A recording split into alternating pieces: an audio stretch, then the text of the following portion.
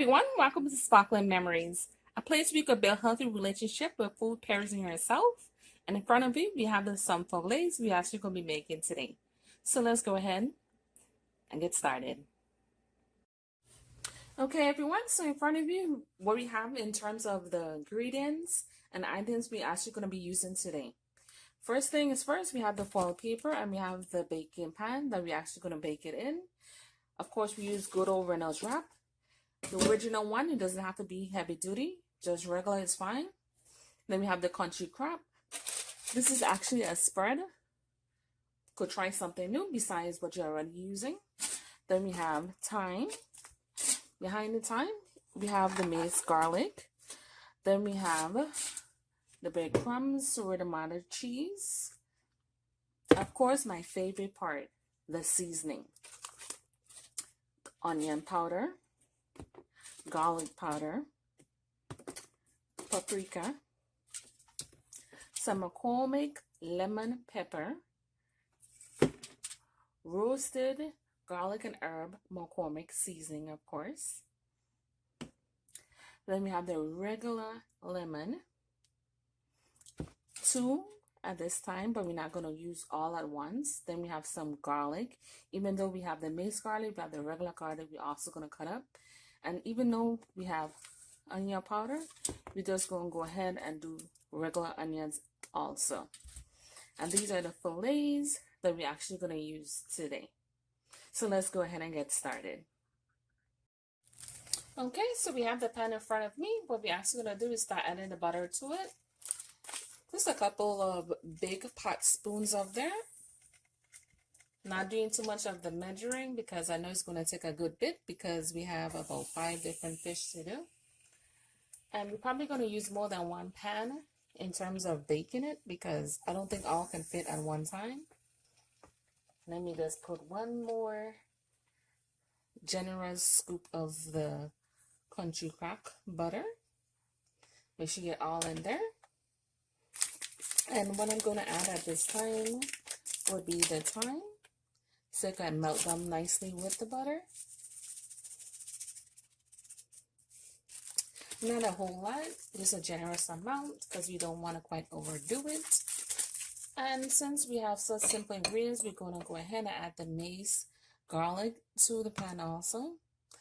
I think I'm going to put at least 2.5. So we can actually get that down. And all we're waiting for is for it to melt down completely before we start adding into other things that we're going to do with the fish. Now this is just going to take a few minutes. All depends on the heat. And put it on medium heat. Give it some time because if you put it on high, they will burn. That's what you want to avoid. Do not burn this part. Make sure it's melted, not burned. 2 different things. Okay, so since the butter is actually melted at this time, we want to get another separate bowl or plate if you prefer and start adding the seasoning into the bowl. As far as the seasoning, we have the roasted garlic we're going to add, the garlic powder, onion powder, paprika, and last but not least, the lemon pepper seasoning. And I forgot to mention what we're actually going to use also would be this butter flavored non-stick cooking spray. Since we don't want to have to melt more butter to put it onto the foil paper, we're just going to go ahead and spray it on.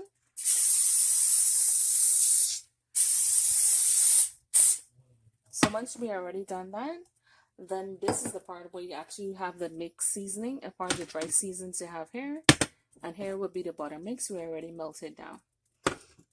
So since we already have that coated, at this point you just want to add the fish and then start seasoning.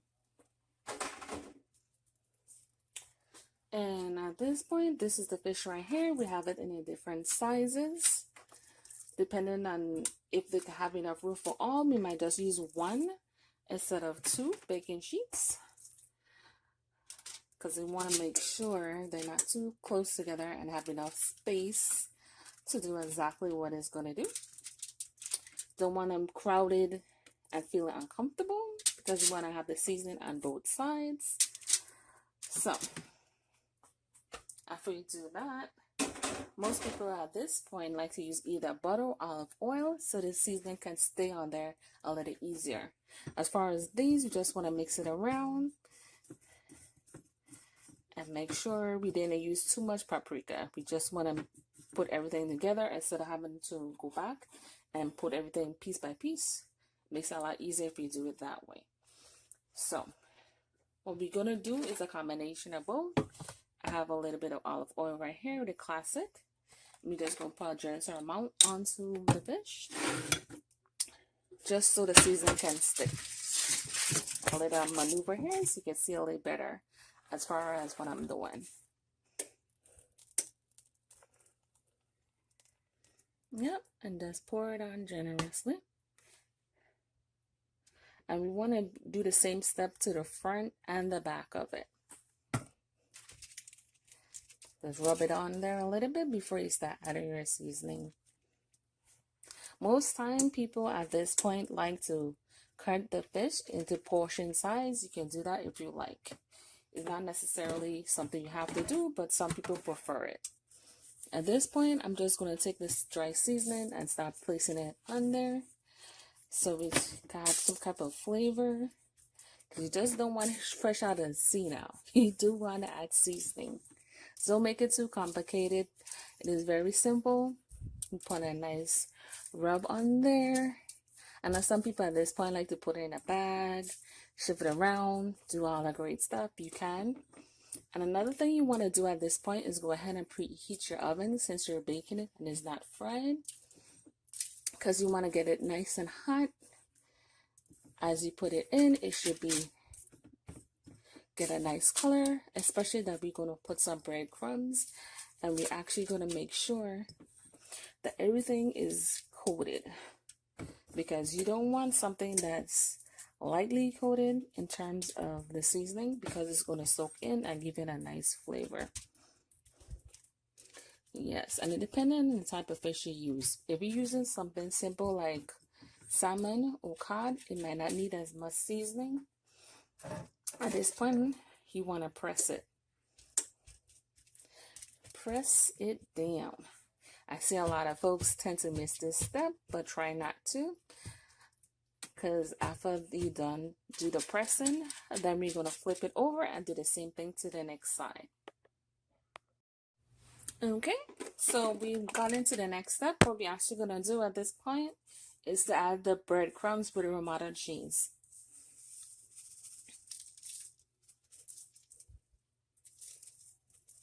And once you coat it, make sure you press it down right after.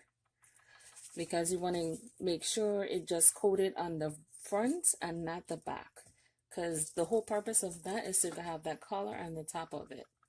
The bottom not necessarily would need the breading, but you can if you like. But I like the crisp when it has the breadcrumbs, so I prefer to put some breadcrumbs on there. And to make sure it doesn't dry out on me.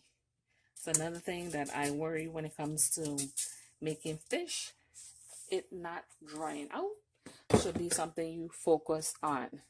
Because if it's dry, then it's not good. And make sure you coat it completely on the one side with the breadcrumbs. That way all that flavor sits in there.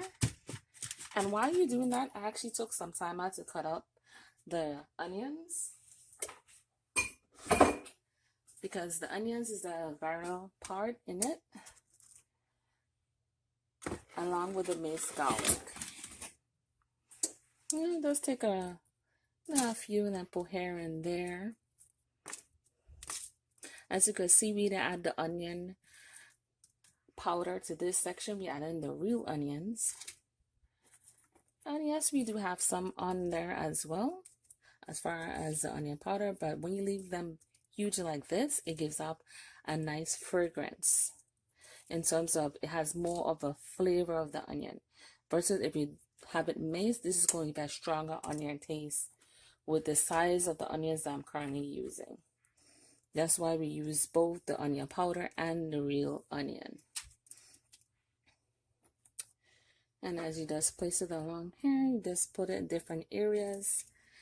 One of the main reasons you want to do that is to make sure you have that strong onion flavor to it too. Now what we're going to do at this point is to add this mixture, which is actually the thyme, garlic, and the butter. Of course, the butter does have salt in it, so we didn't add salt to anything that we did today. So we have everything in there as far as the onion, the butter, everything else. And what we're going to do is cover it with another piece of foil to make sure everything is completely covered through the rest of the process. Because what you want to do is cover it first, then just before it's finished, they take it off so you can have a golden brown color. Okay, so now it's time to actually place it into the nice hot oven. We already preheated at 350. And we're gonna leave that in for at least 10 minutes. Then we're gonna take it off and we're gonna have it browned. So that's it for now. Okay, everyone, so this is actually the finished product in front of you. Of course, I actually added some macaroni and cheese I made earlier to finish off the dish. So next time, this is Miss Ciderone from Sparkling Memories. Bye-bye.